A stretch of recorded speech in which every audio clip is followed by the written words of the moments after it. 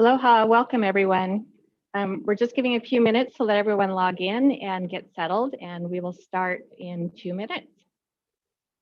Happy to have you join us. Thank you.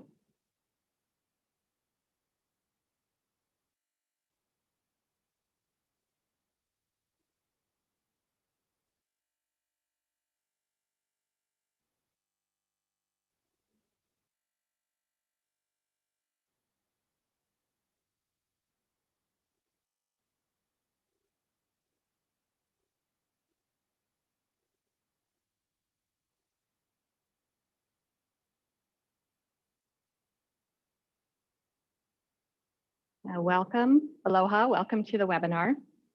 I'm seeing people are signing in.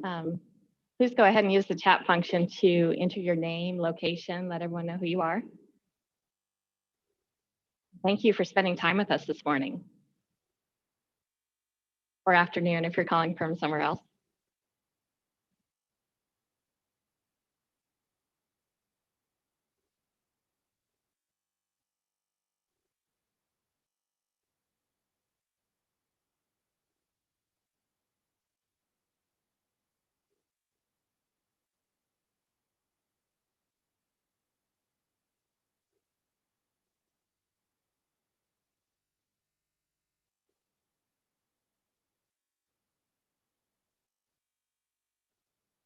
Okay, great. Several people are putting in their name and location. Welcome. Everyone else can share as well.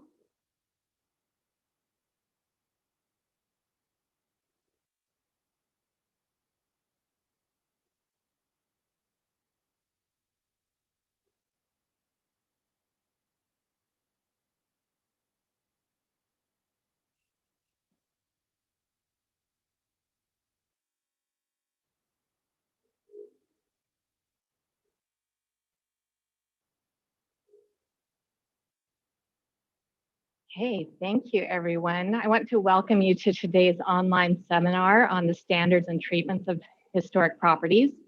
This webinar is being recorded and live streamed on both Facebook and YouTube. The recording will be posted on YouTube and at historichawaii.org within the next couple of days. And we will also post the presentation so the slides can be downloaded for future reference. This session is part of a series on preservation and practice in Hawaii. It follows our January seminar that focused on the definitions and criteria for identification of historic properties. And the recording and materials from that class are also posted to historichawaii.org. This series is a co-production with several partners. Historic Hawaii Foundation is hosting the event. I'm Kirsten Faulkner, the Executive Director. And the class is also supported by our Education Program Manager, Andrea Nandoskar, with additional technical support by Michelle Kizik, our Development Assistant. The Historic Hawaii Foundation is a statewide nonprofit that is dedicated to helping people save Hawaii's historic places. We want to thank all of our members and supporters that enable us to do this work, and we appreciate all of you. We are joined by, in sponsorship by the National Park Service. Dr. Elaine Jackson-Rotondo is the Preservation Partnerships and History Program Manager for the region that includes Hawaii, and she is joining us from California. Another co-sponsor is the United States Department of Interior's Office of Native Hawaiian Relations. Stanton Enomoto is the Senior Program Director for that office, and he is joining us from Hawaii Kai on Oahu. A new partner for this session is Fung Associates Incorporated, a Honolulu-based design firm. Tonya Moy is the Vice President and Director of Historic Preservation for Fung. She was formerly the Architecture Branch Chief for the State of Hawaii's Historic Preservation Division. She will present our case study and help with answering questions. And she's joining us from her office in Waikiki on Oahu. And then finally, we have another new partner. This seminar has been submitted to the American Planning Association for certificate maintenance credits for AICP through the co-sponsorship and partnership with APA Hawaii chapter. So we welcome them as our newest partner and thank APA for supporting continuing education for planning professionals. This training explores standards and guidelines for the treatment of historic properties. The emphasis is on a framework and guidance for decision-making about work or changes to a historic property. We will include an overview of the Secretary of the Interior standards for the treatment of historic properties, which are national standards that promote best preservation principles. These concepts inform maintenance, repair, use of historic materials, as well as alterations of existing structures and design of new additions. We will also examine how the guidelines are used to offer general design and technical recommendations that help with applying the standards to a specific property. Today's seminar will be about 90 minutes. The first portion will be about the general concepts. We'll follow that with a case study. And then time permitting, we do want to leave time for audience questions. However, we do have a very full agenda. And so in order to make sure that we do answer as many questions as possible, and not sure how much time we'll have left at the end, we also want to encourage you to submit your questions using the chat function as we go along. You can send those questions to Andrea and the panelists. Andrea is going to monitor that chat and direct questions to our presenters. And when they're not actively presenting, they will answer as many of those as they can. And then during the presentation, we also have a few what we're calling knowledge checks that will be pop-up boxes on the screen, and we'll ask all of the participants to click on the best answer. We'll give that a few moments and then share the results. These answers are aggregated, they're anonymous, we won't know how individuals respond, but we do think these check-ins help us know if the information is clear and help us to connect to our virtual audience since we can't see you. So we're going to try that with our first pop-up question. And question is, please indicate your level of experience with applying treatment standards and guidelines for historic properties. And your options here are no experience, 1 to 3 years, 4 to 7 years, 8 to 15 years, or more than 15 years. So we'll give that a few minutes, let everyone vote and tell us their level of experience. And then once Andrea sees that enough people have answered, she will share the results. She'll just keep an eye on that.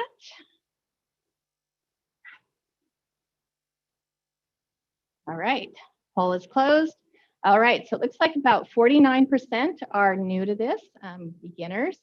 Another 17% have 1 to 3 years of experience. 14% have 4 to 7 years. 7% have between 8 and 15, and 13% have more than 15 years. So it looks like it's heavily weighted towards people who are new to the concepts, new to the ideas, and then we do have some people that are experts in the field. So that's great. We hope to have good information for all of you, no matter what point of entry you have. So with that, I am going to turn this over to Stanton, who is going to introduce the concepts for us. Thank you, Stanton. All right. Aloha, everyone. Thank you all for joining in.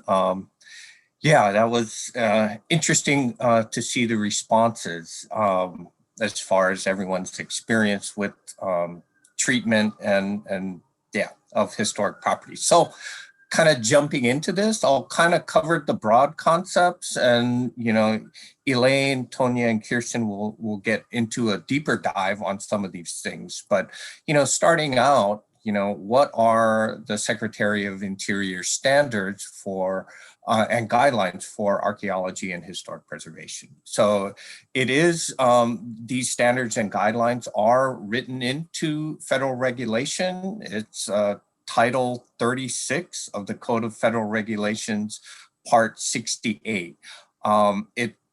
It was really intended to kind of be this common sense approach to preservation.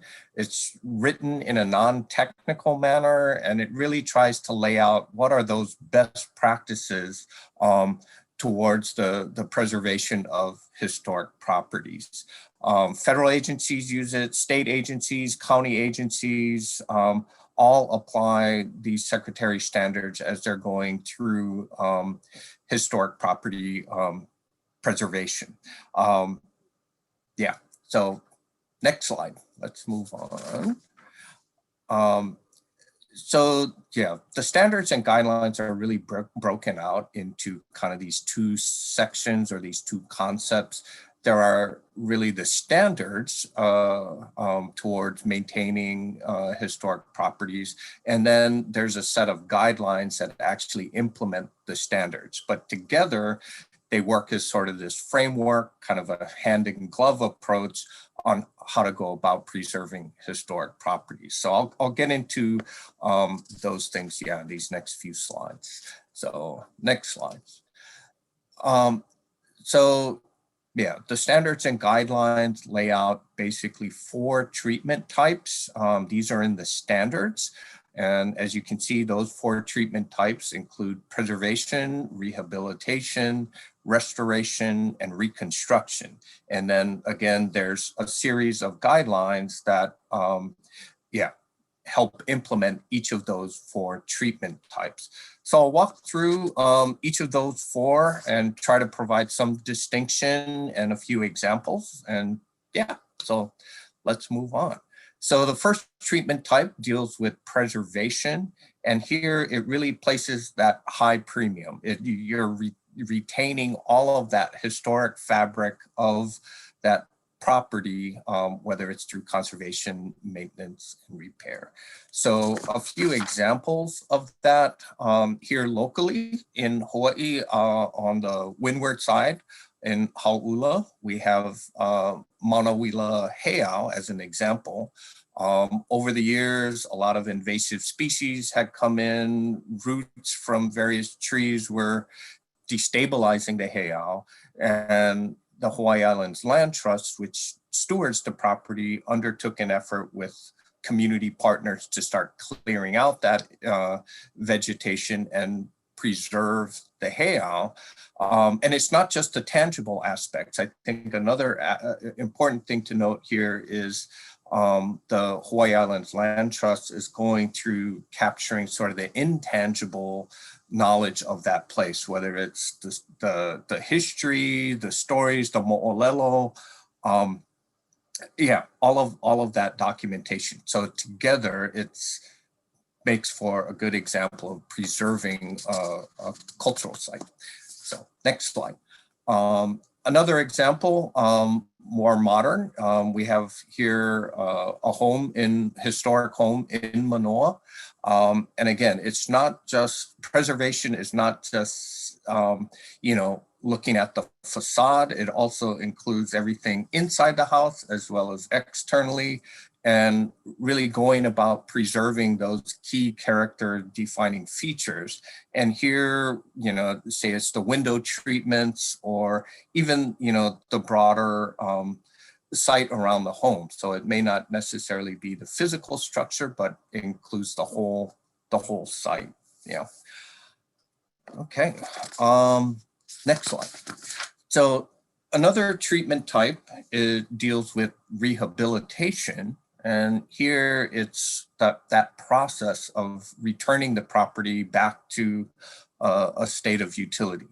Over time, things wear out or wear down, and it's, the process of rehabilitating the property back. So a couple of examples here. We have the old Oahu Sugar Company mill in Waipahu. It was built a little over 100 years ago, 1898. And after about a century of operation, it closed in 1995. And it was an iconic, feature or business and operation in the Waipahu community. And the YMCA of Honolulu bought out that site, a couple of acres of that site in 1997, and went about that process of trying to rehabilitate that area while preserving some of these key, iconic features, whether it's the smokestack or the mill structure in the back. So this is just an example of how, rehabilitation can occur through adaptive reuse and, preserve, those iconic features in our community. Next slide. Here in East Honolulu or East Oahu, we have, a residence in Aina Haina, kind of same thing. There were very key architectural features to this home that reflected kind of both a modernist design as well as Japanese influences. But over the years, termite damage and just weather damage had affected the home. So the landowner went about a process of rehabilitation to preserve those key architectural design features, as well as sort of the historical and cultural aspects of the home. So end result, you have a rehabilitated home that reflects those features. A third example of rehabilitation, a cultural site on West Hawaii Island out in Koloko, Honokohau. Here we have the Koloko Fishpond. And, over the years, it was always subject to wave activity, high tides, storm surges, etc. So the wall of the fish pond was always, continuing to degrade. So this is a National Historic Park. So the National Park Service has a dedicated crew that goes about and maintains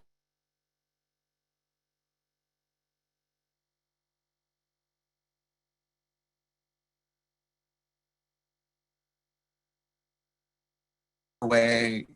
It involves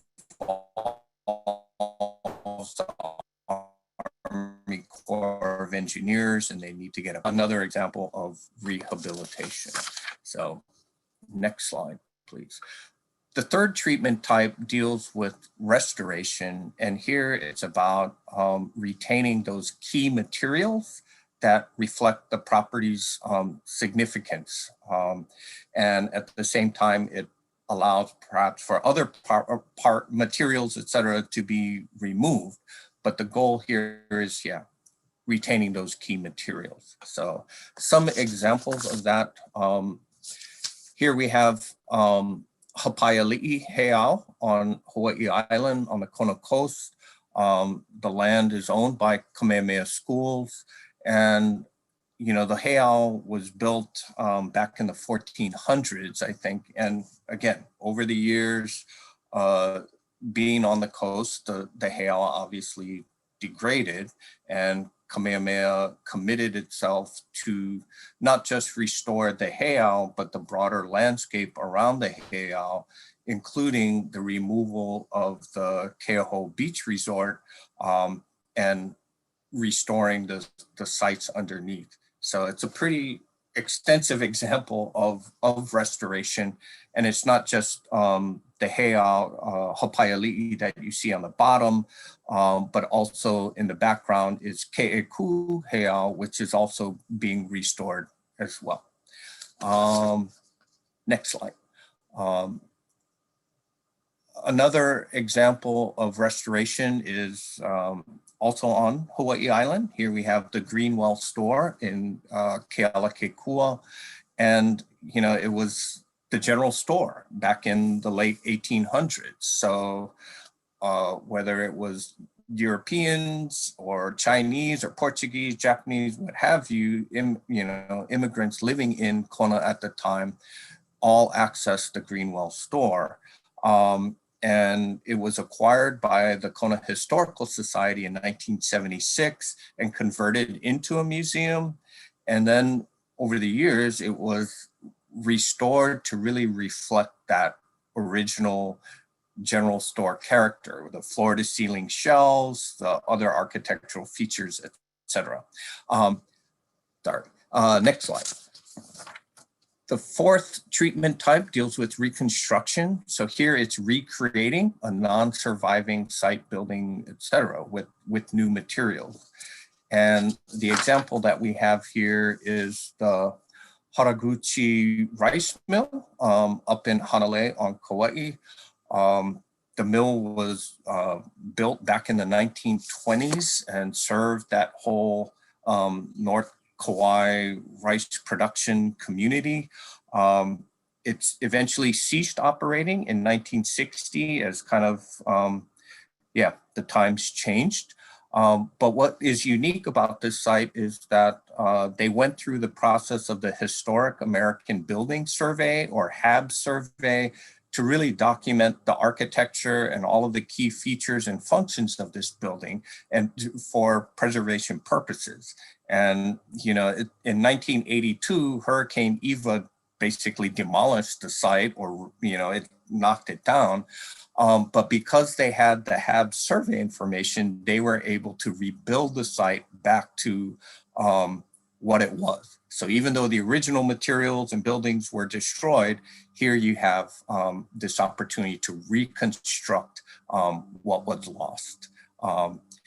So those are the 4 treatment types. I think we have a quick knowledge check here. And so as you can see, true or false, the treatments for historic properties only apply to buildings. And we'll give you folks a few seconds to check your answers.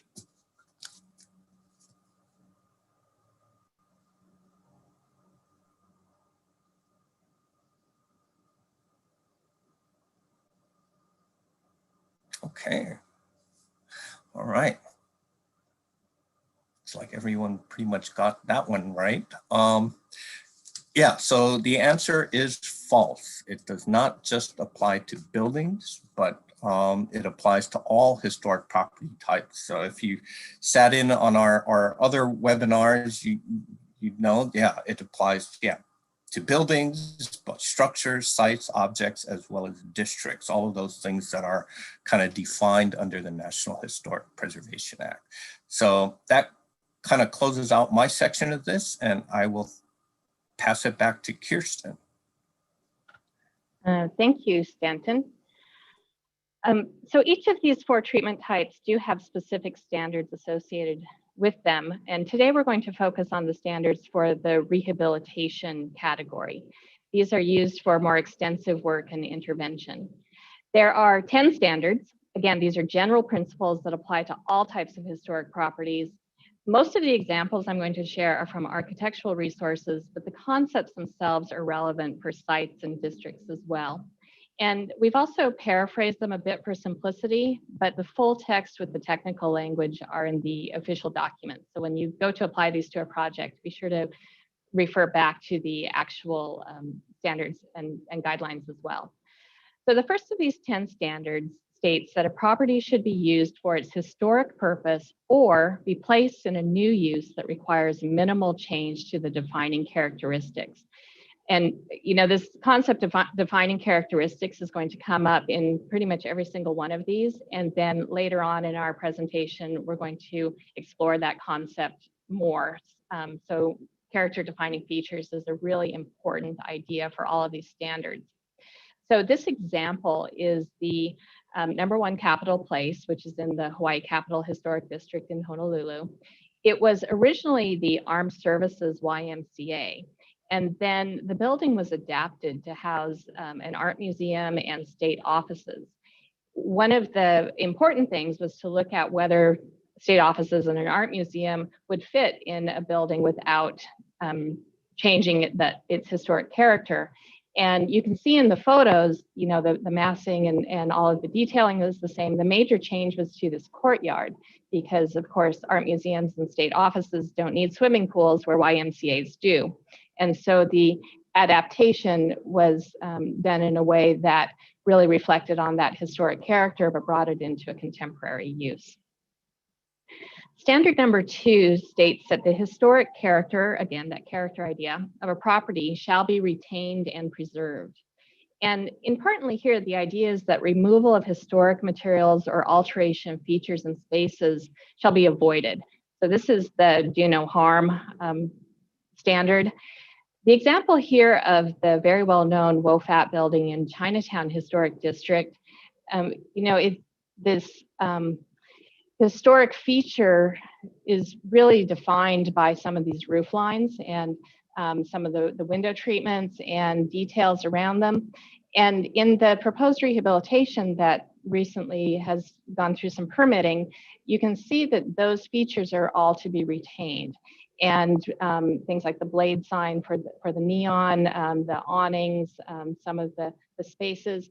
And some of the like the infill windows that had really deteriorated or detracted from some of those spaces are going to be removed. So to restore some of that spatial alignment is also part of this idea of retaining and preserving spatial alignments as well as other features.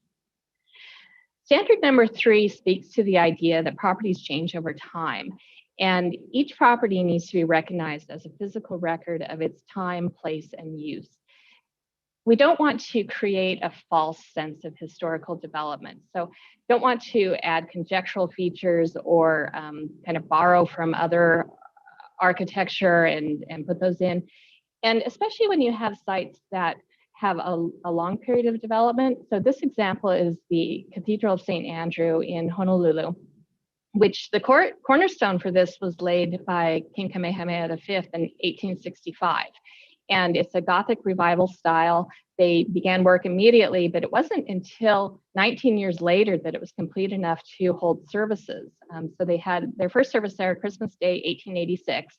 But work continued and mostly followed that same Gothic revival style, but they opened additional bays in 1902, 1908. The bell tower was added in 1912. But it wasn't until 1958 that the final 2 bays were complete.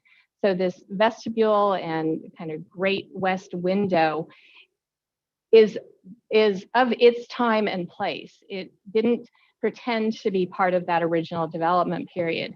Instead, it has different building materials. It's concrete and steel, different construction techniques, because of course, building codes and seismic standards and so forth had changed by the 1950s. So the majority of the building is of its Gothic revival style in accordance with the original plans, but this later addition has a mid-century modern aesthetic, and especially this really stunning stained glass mural by John Wallace.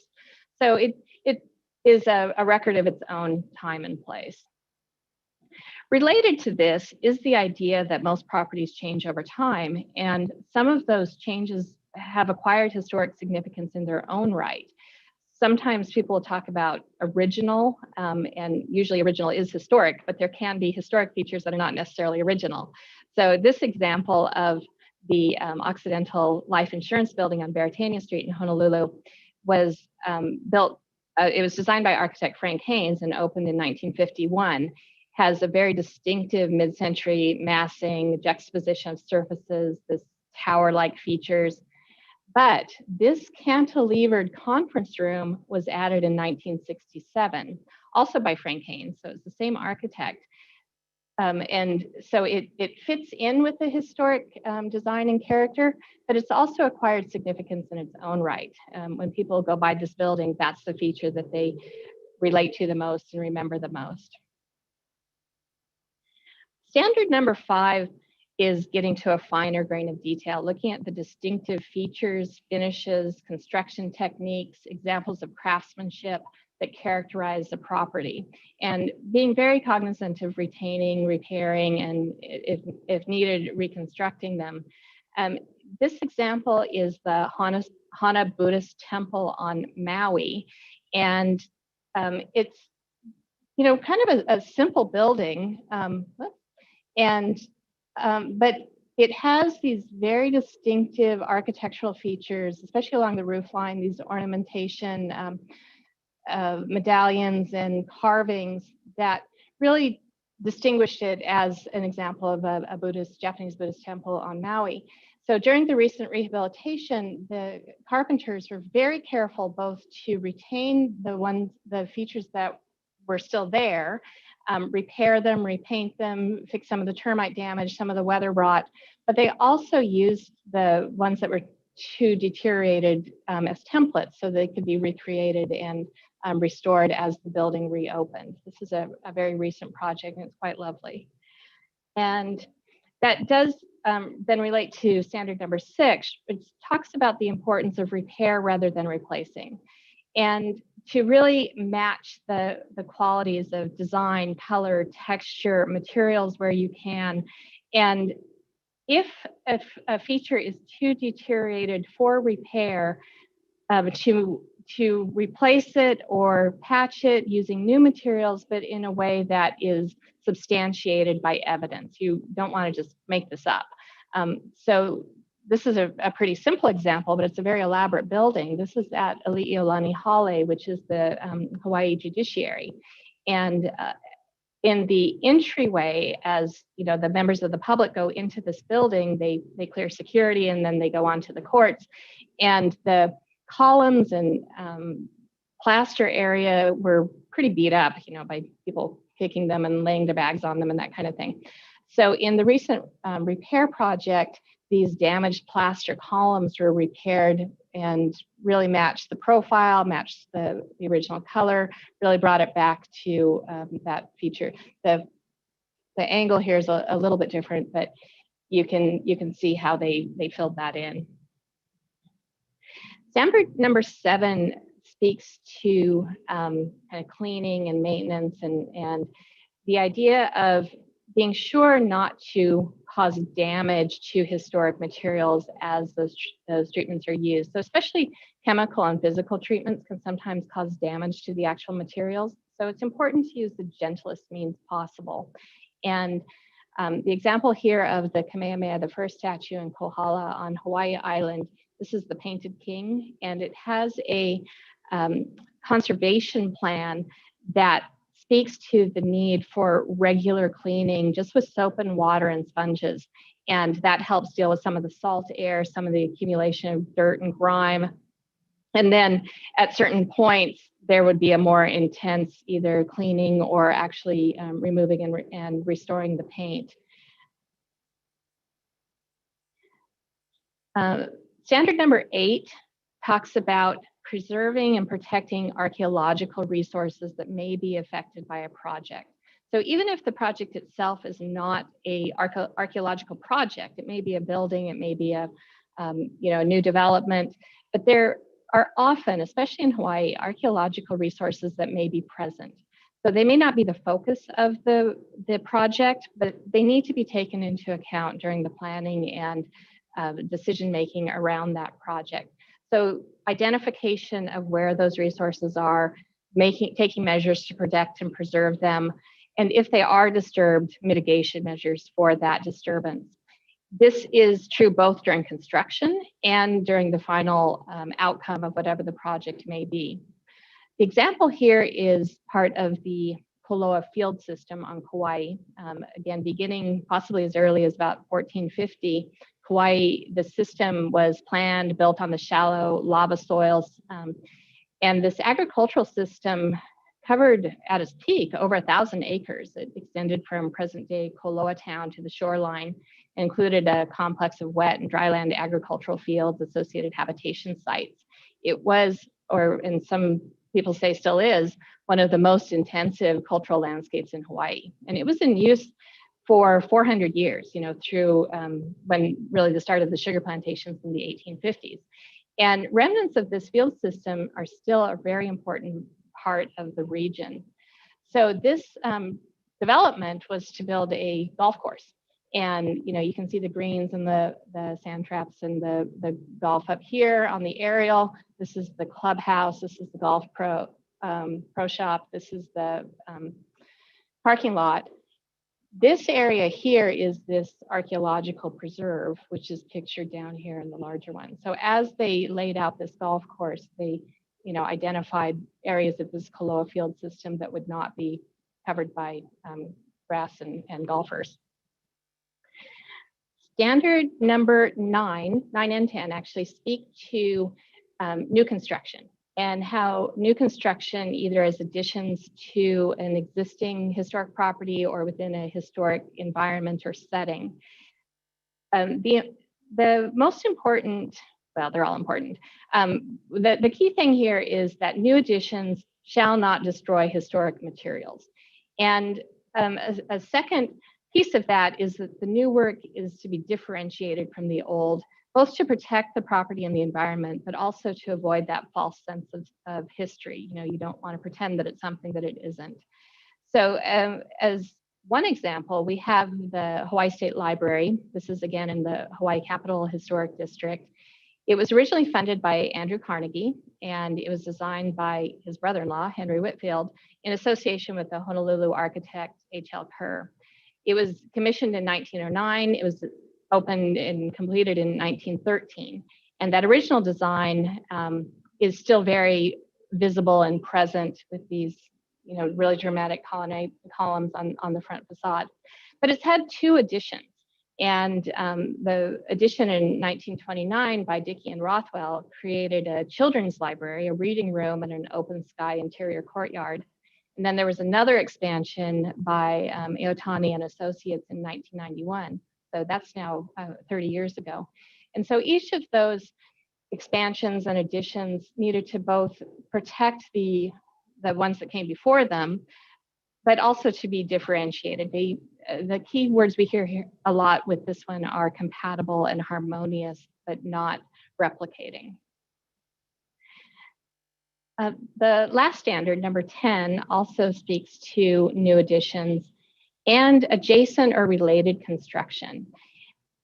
This states that that new construction would be undertaken in a manner that if it were to be removed in the future, the essential form and integrity of the original historic property and its environment would be unimpaired. Sometimes you'll hear people speak to this as being reversible, or does it have reversibility?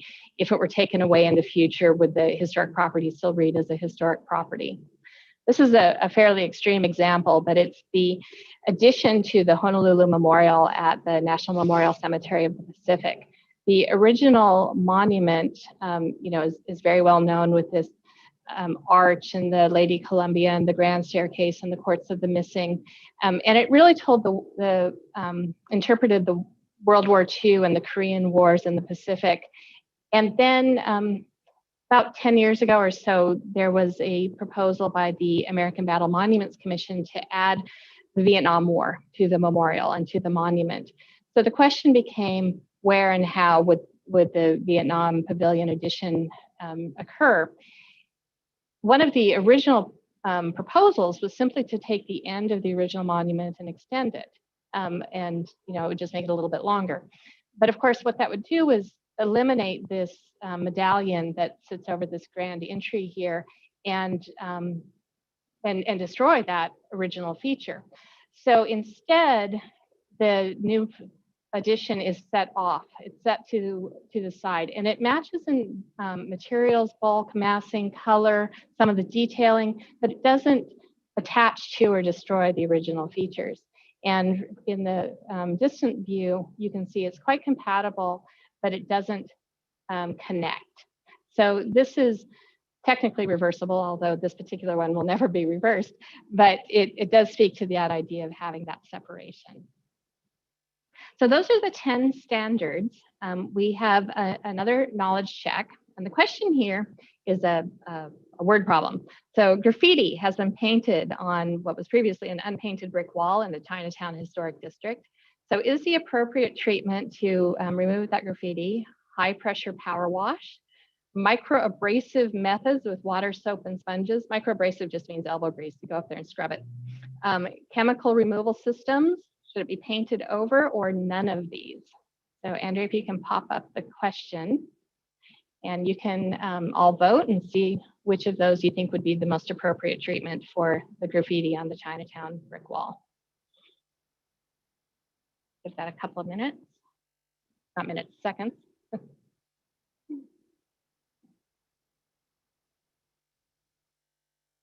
Then Andrea, you'll show us the responses. Okay, 77% said microabrasive methods with water, soap, and sponges.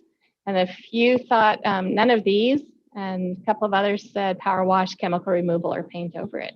All right, good guesses, and most of you got that right. We want to use the gentlest means possible.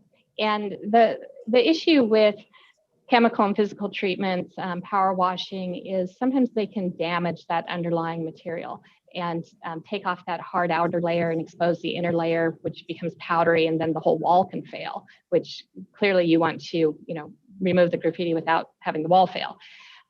Just because graffiti is such a big issue and people are very interested in this topic, I wanted to draw your attention to a report that was done. This was specifically for Chinatown and use on masonry, so not just brick, but also stone.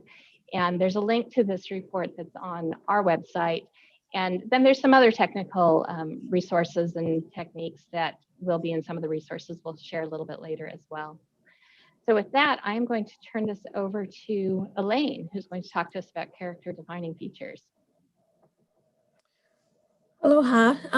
Thank you, Kirsten. As we saw from Kirsten's presentation on the standards, there was reference multiple times to character defining features. And the concept, behind character defining features is that if you can identify the visually distinctive features of a historic property prior to conducting any type of work on that property, you're much more likely to preserve them as you do work on the property and steward that resource.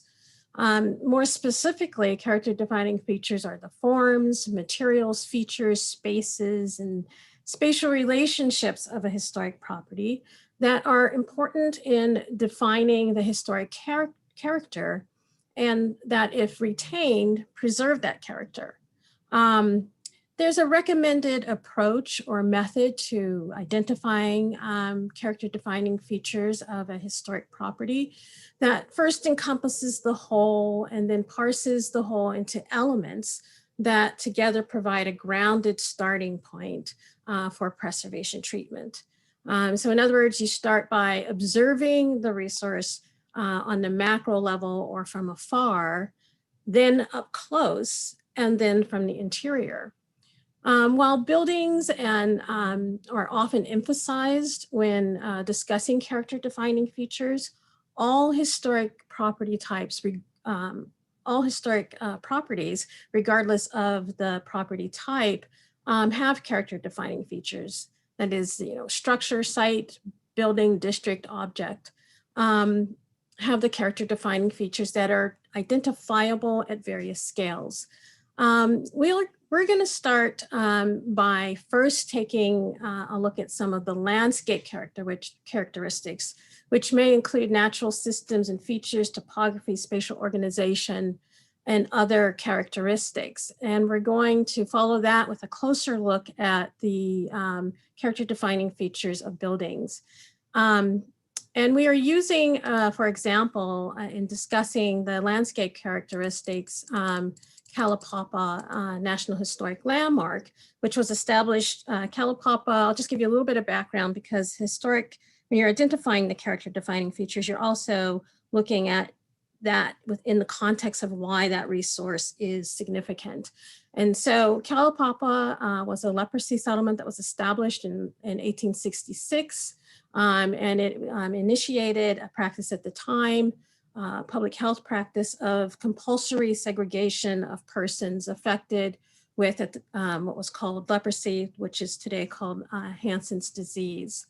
And starting at the broader scale of landscape, we're looking at the natural systems and features. And by that, we mean the natural aspects that have influenced the development of the landscape.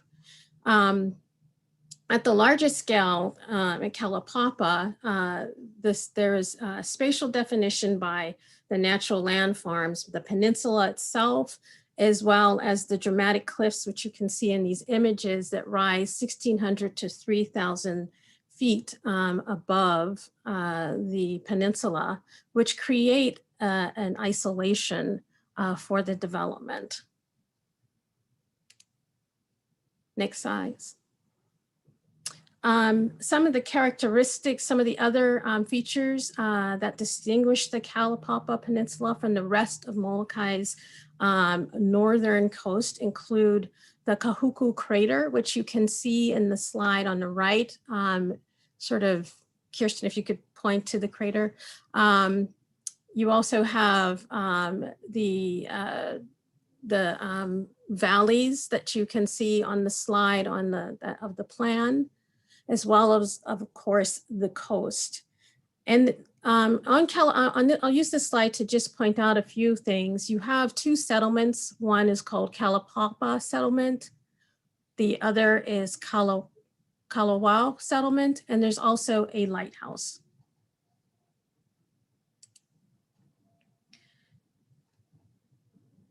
I should have stated at the beginning that we won't go through every single type of landscape characteristic, but I wanted to at least address some of the ones that are very common.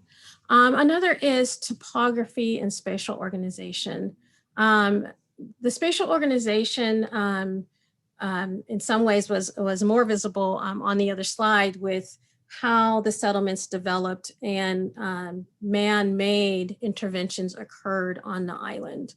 And I also want to say that while we parse out natural systems and features into these categories and the man-made elements, that they are integral. You know, they are responsive. The man-made features are responsive to the land, the natural features of the land.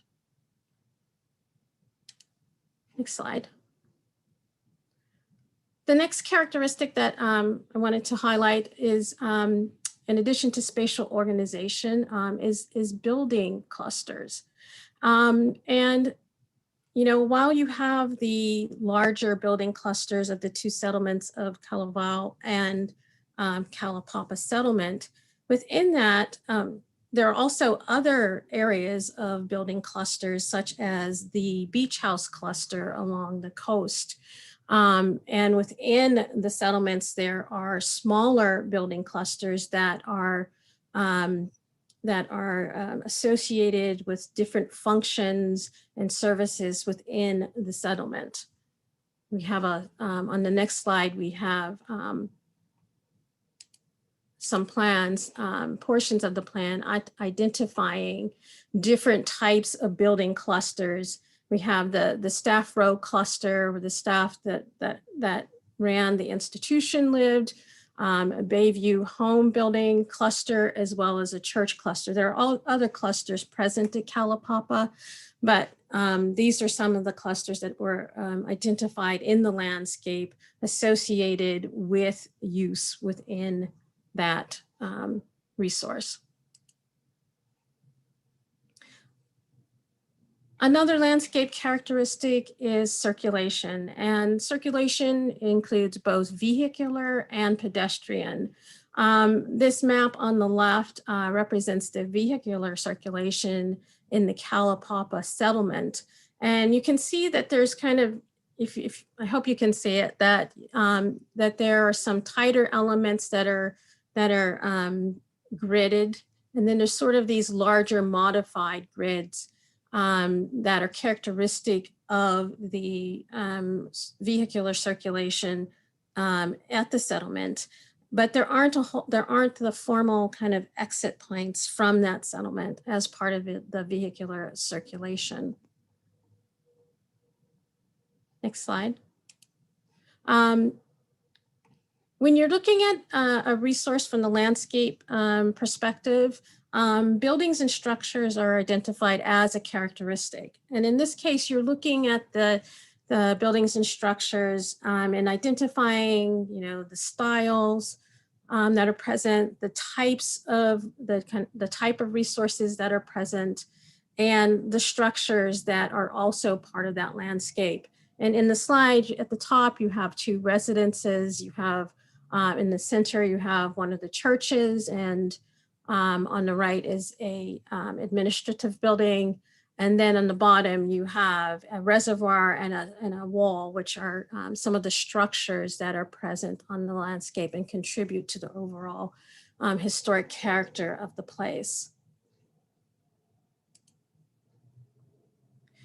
And the last landscape characteristic that I wanted to note or present are the small scale features. And, you know, these type of features definitely should be captured. They represent a finer grain that add to the historic character of a place and should be captured and documented. I think that sometimes they're not always captured and are inadvertently ignored, and sometimes that means that they are not preserved in efforts to either rehabilitate a resource or to do other work on a property. I now want to turn to discussing some of the character defining features when you're looking at a building. Once again, you're starting from afar, and at this step, you're basically looking at the building's distinguishing physical aspects without focusing on the details. And so, you know, if you're looking at, so you're starting with the site and the setting of this building. And so you can start by asking yourself the question of, you know, is the setting around this property part of the visual character of the place?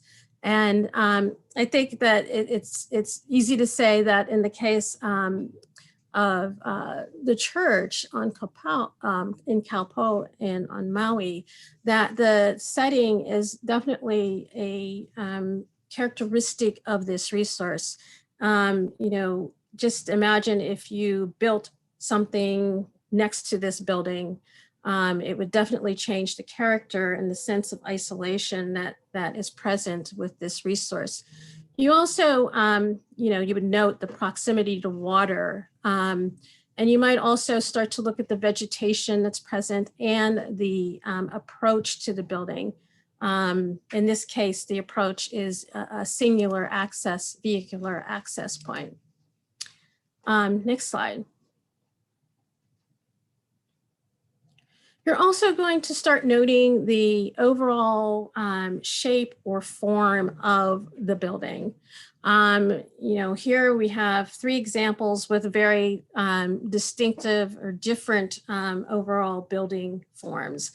And regardless of whether the building form is, you know, quite unique, like you have with the Sea Ranch Chapel on the right, a little more simplified in the example of the church in the center, or in the image on the left from the Druid Heights Historic District at Golden Gate National Recreation Area, you want to note what that form is, and you want to start paying attention to the roof forms and other types of features that contribute to the overall form of that building.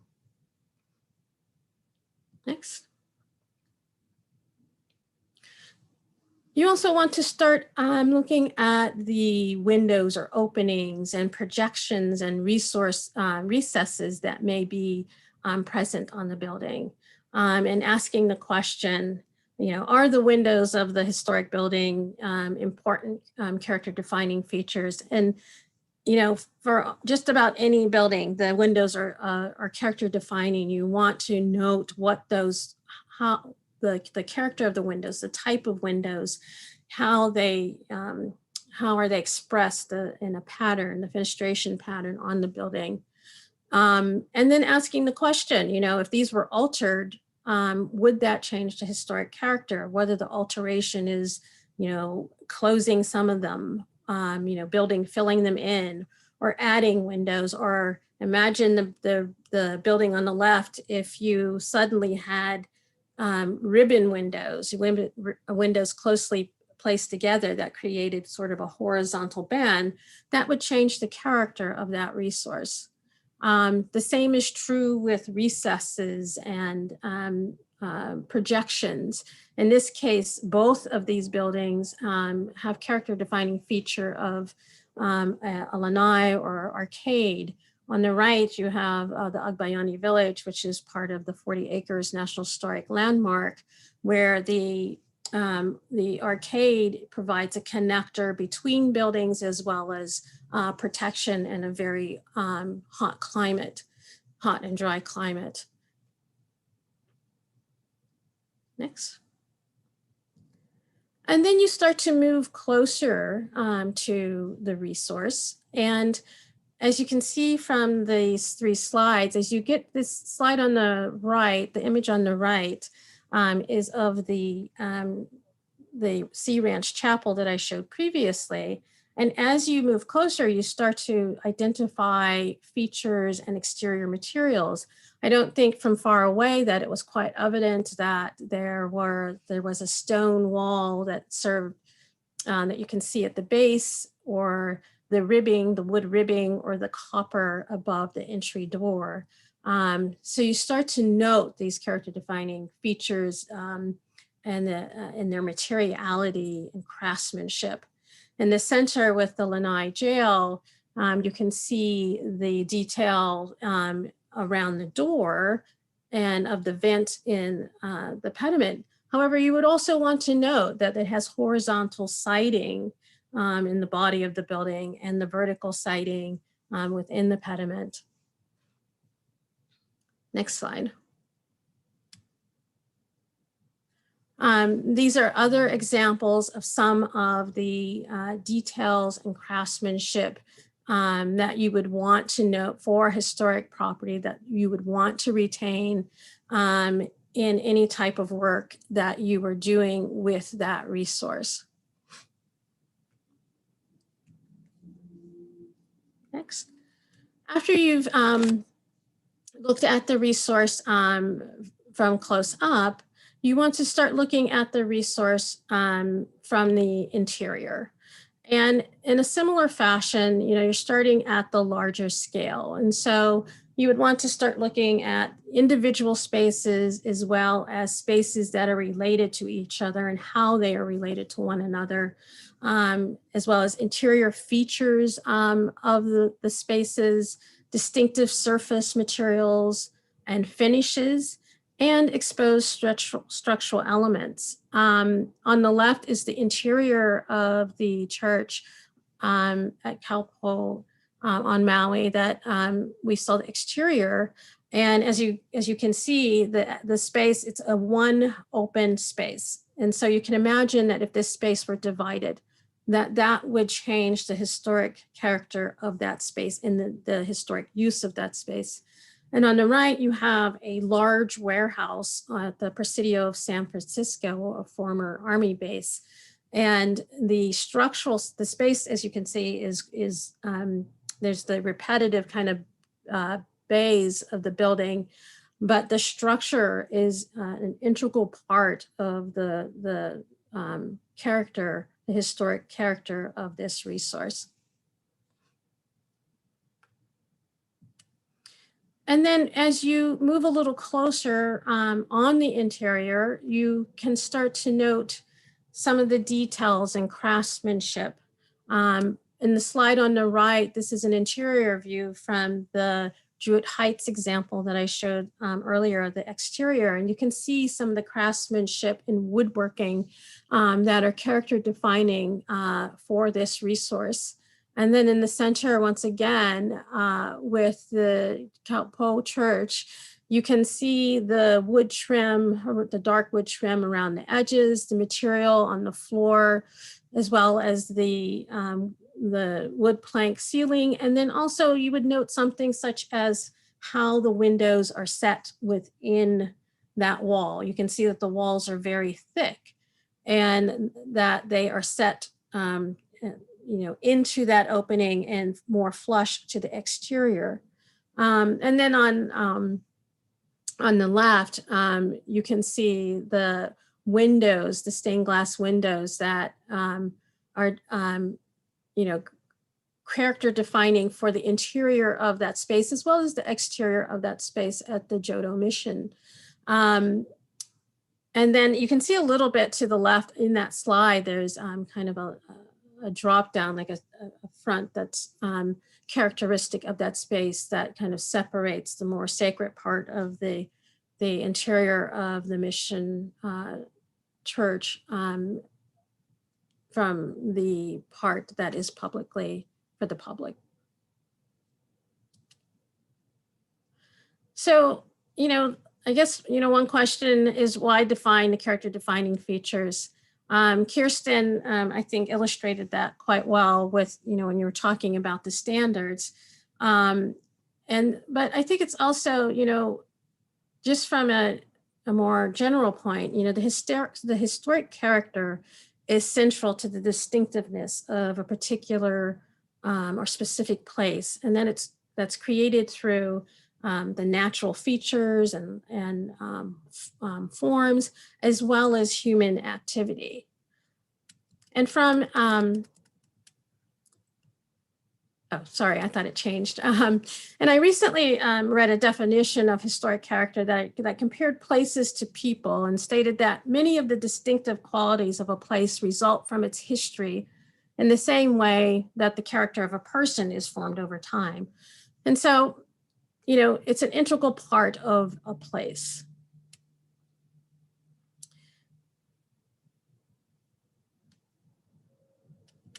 If you've identified the character defining features that define the historic character, as I stated earlier, you're more likely to preserve them, regardless of the chosen treatment, whether it's preservation, rehabilitation, restoration, or reconstruction.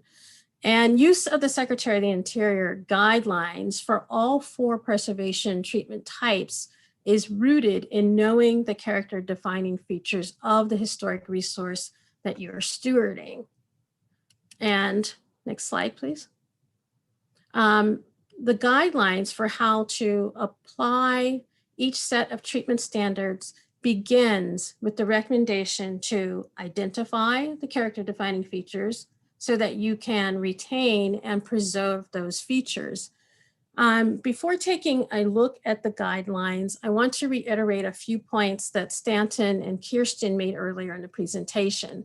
And that is that, you know, together the standards and guidelines provide this framework for best practice, planning, managing, and making decisions about the work or changes to historic properties. The standards are conceptual and the guidelines provide ways, recommendations for implementing those standards. Next slide. These are images of the current versions of the Secretary of the Interior standards for treatment of historic properties with guidelines for preserving, rehabilitating, restoring, and reconstructing historic buildings. The illustrated guidelines on sustainability, which you see on the right, for rehabilitating historic buildings were developed in 2011 to provide best practices for incorporating sustainable design into historic buildings while preserving the historic character of that property. The current version of the general SOI standards on the left were released in 2016. This is the second revision of the guidelines since they were originally published in 1978. And this current version was expanded to address some of the treatment of historic buildings that were constructed with newer materials and building systems from the mid to late 20th century, as well as special consideration sections are much more robust than they were in the earlier version. There was an image of the earlier version in one of the slides that Kirsten shown that had a rusticated building on the cover. Next slide. In 2019, guidelines on flood adaptation for rehabilitating buildings were published as a supplement to the rehabilitation guidelines and are intended to be used together. I will talk a little bit more about those after I go through some of the other standards and guidelines and how the standards, the guidelines for rehabilitation are set up for buildings. Next slide. And while the guidelines for historic buildings are at the forefront of our discussions today, there are other Secretary of the Interior standards and guidelines, including those for the treatment of cultural landscapes and historic vessels pictured here. But also there are the much broader Secretary of the Interior standards and guidelines for architectural and engineering documentation, and the Secretary of the Interior standards and guidelines for preservation and archaeology, which are really intended to provide technical advice about archaeological and historic preservation activities at a much broader level. None of the guidelines are regulatory. And the Secretary of the Interior standards for rehabilitation, however, were codified in 36 CFR 67 and are regulatory for historic preservation tax incentive programs. And the other regulatory standards are for the treatment of historic properties, which were codified in 36 CFR 68 and are regulatory for all grant and aid projects assisted through the National Historic Preservation Fund, which is administered by the National Park Service. Now let's just take a quick look at how the format of the standards and guidelines publication. There's at the beginning of the standards and guidelines, there is kind of a history that goes through some of the different types of building materials and systems that are commonly encountered in historic buildings. Next. Followed by a section on some of the issues that are encountered when we are rehabilitating historic buildings, such as handicap accessibility or additions to buildings. Next. So within the standards, each preservation treatment is addressed separately and begins with the 8 to 10, this is within the guidelines, is addressed separately and starts with the 8 to 10 standards. Kirsten had gone through the standards for rehabilitation. And then each section, if you're looking at the guidelines for preservation, they will go through the common materials such as masonry, wood, metal, etc., and the building features and systems that are common, as well as interior, sites, setting, and code required adaptations. We don't have time to go through all every building feature or component addressed in the guidelines. However, I thought that we could take a look at a building component common to just about every building, windows, and one code requirement often encountered when rehabilitating a building, and that's accessibility. And so, as earlier stated, identifying, retaining, and preserving is the first overarching recommendation for all of the treatments. And there are much more specific recommendations, such as repairing window frames with different sorts of recommended methods for those repairs, and limited replacement in kind for elements of a window that may be broken or irreparable or missing, replacing glass, etc. And then lastly, where there are windows that are beyond repair, then replacing the entire window in kind, where as long as you have the information needed to accurately replace that window in kind. The images that you see here are from the Presidio of San Francisco, from one of the historic barracks. And you can see from the image that white, you can kind of see the white patches. They have used a consolidating material to repair deterioration from rot. And then also the windows had been inoperable, and they have replaced the hardware so that the windows are now operable.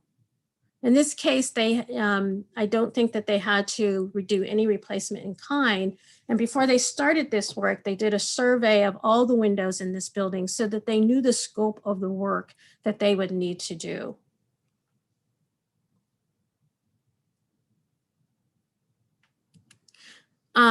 Here's another example of a window replacement project. And this is the Ford Island Tower Operations Building. And you can see in the images at the top the degree of deterioration with some rust, chipped paint, broken glass panes, as well as missing panes. And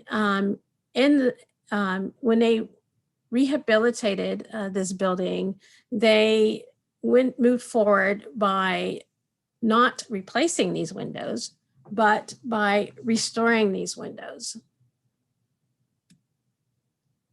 And here is an image of that work.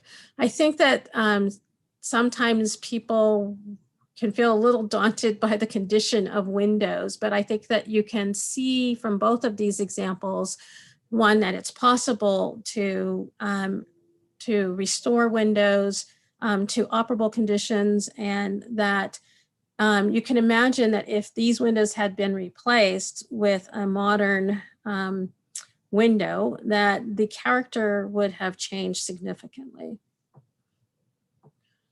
I now just want to turn quickly to accessibility under the code required work.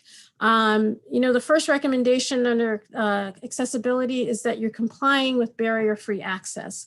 However, you're doing that by having as minimal impact as possible to the historic property. In this case, you can see that the character defining feature, one of the character defining features is that corner entry. And so they didn't want to impact that entry, and they decided to have the handicap accessibility from the side of the building. There are instances when you can provide access, handicap accessibility from the front of the building. In our next slide,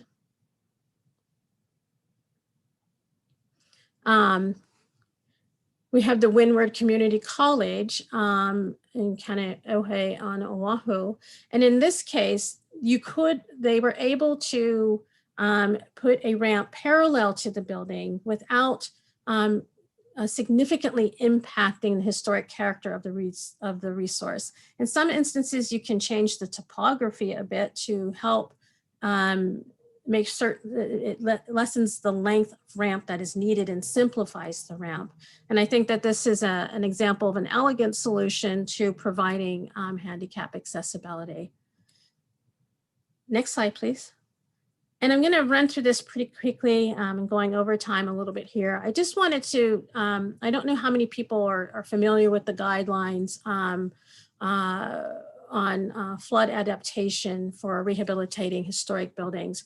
But, these, as I said, are our most recent guidelines that provide information about how to adapt historic buildings to be more resilient to flooding risk in a manner that will preserve the historic character while meeting the Secretary of the Interior standards for rehabilitation. These guidelines are meant to be used in conjunction with the broader standards guidelines. And next slide. And they're set up so that they identify adaptive treatments that could be used for historic buildings, ranging from the least impactful of the planning and assessment, temporary protective measures, but all the way to the possibility of moving a historic building. There are 2 points that I want to leave you with on the flood adaptation guidelines. And one is that the goal of achieving greater resilience and reducing flood risks must be balanced with minimizing the impacts to the historic character of the building, as is the case with all of the treatments that we've talked about this far. And it's also recommended that the guidelines on flood adaptation for rehabilitating historic buildings should only be applied to historic properties with an established risk of flooding. And I think now it's time for a knowledge check.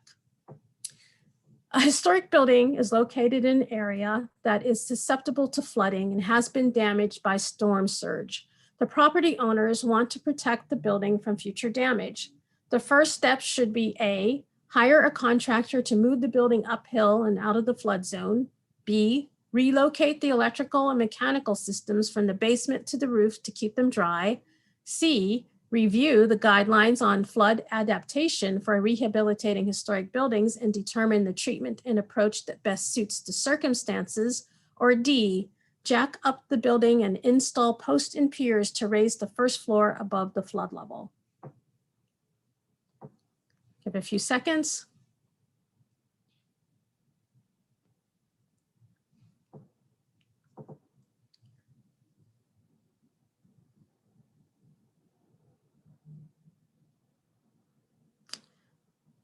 Everybody got the answer correct. review the guidelines on flood adaptation for rehabilitating historic buildings, and determine the treatment approach that best suits the circumstances. And at this point, I'm going to turn the presentation over to Tonyu Moy for a case study.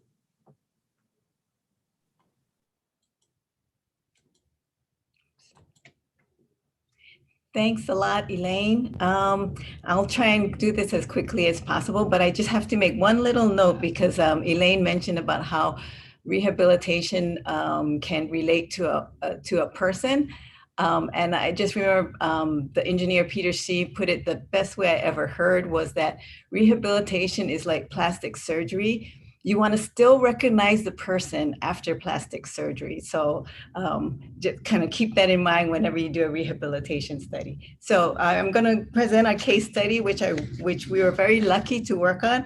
And full disclosure, we were not the architects on the project. The architect was David Dean Young. And we were just brought in like fairly much in the beginning when the owners found out that the property was historic, and they were really excited about it, which is fantastic. So next slide.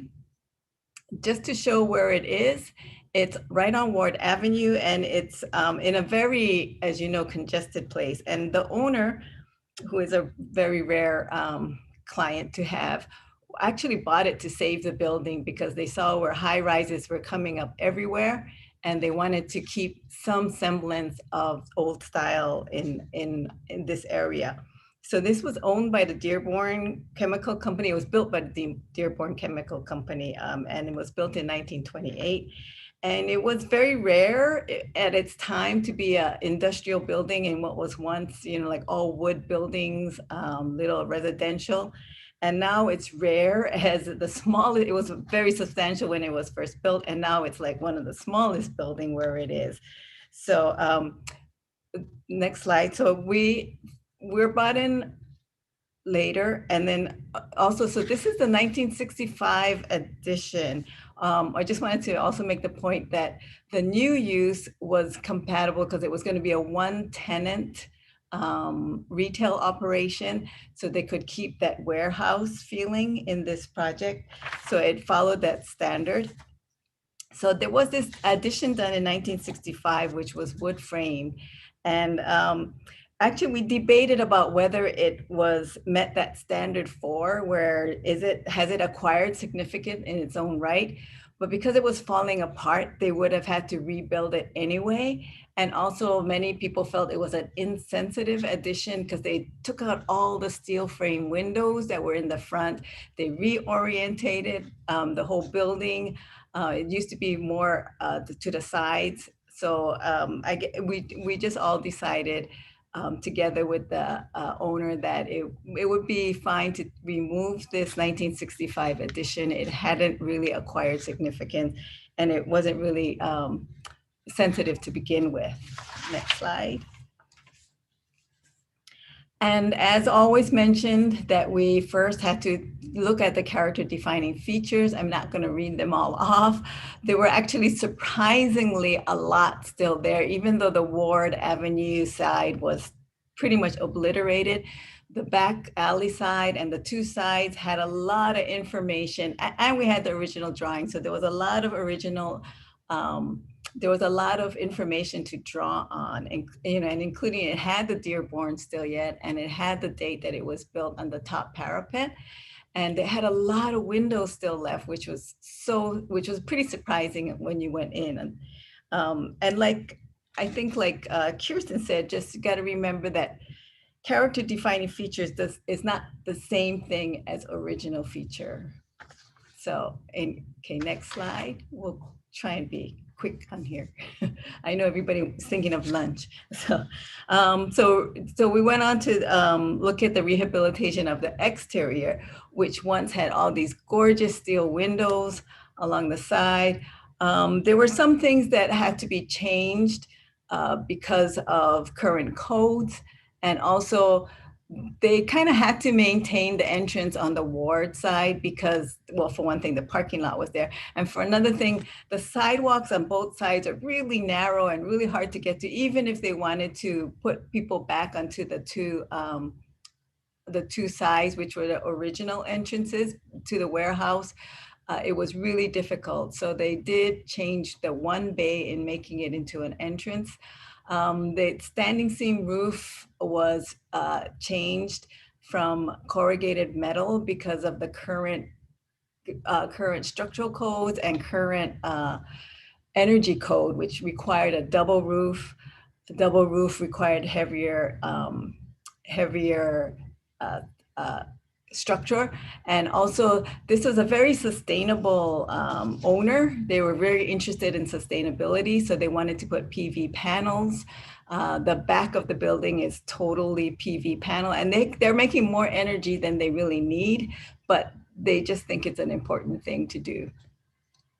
So next slide. So this shows you what the before and after in the alley. I mean, you really can't see it, but they took off the covering, and there were all these windows. Most of the windows were still there in the back, and you can kind of tell, like how they refurbished it. Like there was the original glass, wire glass window frames, not frames, sorry, the panes in there, a lot of them. And so you can tell that they kept most of what they could, and then if it was broken, they replaced it with, they tried to find another wire pane, but of course it's not going to match perfectly. So you can kind of tell which ones are new, which which sort of follows the standards also. Next slide. So continuing on the exterior, I had to take this picture of the interior because it was hard to see the exterior. It's so close to the road. But they replicated the doors. So one side had the original doors, and we had the original drawings, but one side had the original doors still there as evidence, but the other side had been closed off with windows and a regular door. So they replicated the doors and put them back on that side. And so, and this one shows, the picture on the right shows where the entrance is, the new entrance. And also they do have one row of PV panels behind the parapet, but you can't really tell. That was one of the gives that they had to do, because they would have PV paneled the whole entire roof. But the Secretary of Interior standards for sustainability does not really allow for that, entire like brand new looking PV panels on the roof to be seen from the public viewpoint. And then also on the right of that right picture shows like a pile of wood. So in keeping with the sustainable thought, which is not really part of Secretary of Interior standards for this project, but they actually salvaged the Ward warehouse wood and they used it for the interior of this project. So next slide. And so interior, this is the before of the interior. There was a mezzanine, and most of the mezzanine was actually original too, but it was felt that, but all those interior partitions were not original. As you can tell, they're gypboard. So they kept a part of the mezzanine, but there was a couple of reasons, like, for one thing, accessibility, right? They didn't want to put in an elevator because also due to standards, right? This area once was Taraloi, partly marshland. I mean, it was used for Hawaiian habitation. So rather than disturb the land beneath for an elevator, which would have been because a ramp would have been impossible to access to the mezzanine, they just decided to do away with most of the mezzanine. They kept a portion as an example and kept part of the stairs for it. So, I mean, you can kind of see somebody took a picture from the mezzanine on the right. And so the interior is now one big open space. It's, you can see that they kept the concrete floor. They kept all the trusses. They did have to reinforce some of the trusses. So if you can see, they painted the new struts a little darker color so you can tell what's new and what's the original. But it just, they added it for code reason. And on the interior, you may be able to tell that they put the corrugated metal on the interior to still have that feeling of the corrugated metal once you get inside, even though the outside had to be standing seam. And they put back all the windows. They had a lot of documentation to follow to get to how they worked, the pivoting windows. And they went through Hopes, which does a fine job of replicating windows. And they, so, you know, you can just see how the light really is wonderful due to the opening of the windows and the opening up of the space. And then, so there are those wood pieces also. So next slide. Just a little bit of code compliance, because I see there was a lot of questions asking about it. Mainly, you do have to meet code. Your building has to be safe. It cannot be falling down. And electrical, you can't be electrocuting people. People have to breathe air and all that good stuff. They have to be able to flush the toilet. But so you know that there are, within the code, there are some leeways for existing buildings and especially historic buildings. So you got to check on the code. And accessible too. So you have to check on the code for where those leeways lie. But you do have to follow code. So we had to follow the energy code, building code, HCDA had review for it. There's TOD, ordinances that had to be followed. So there was a lot that they went through to bring it up to code. So, I mean, and it shows you that you can bring it up to code and still have a very historic feeling building. And so sustainability, now this client was very keen on sustainability. I think we talked about the photovoltaic system a little bit already and the salvaging, but also, you know, they were keen on, they were aware that their property was in a tsunami inundation zone and that it was once marshland. So the area was already prone to flooding. So they used one of the Secretary of Interior standards for flood proofing, in which they wet proofed their building. So what it means is they're gonna allow water to infiltrate, but everything is like concrete floor. A lot of things are on casters that can be moved or raised. Everything can be raised up. And then once the flood goes through, they can clean it all up and put all their things back. And, you know, it's going to be work to clean up, but basically it's somewhat flood proofed. Okay, so this is just the closing picture. Wanted to leave some time for Kirsten, but just wanted to make sure, like, I think the most important thing is that there is flexibility in the Secretary of Interior standards.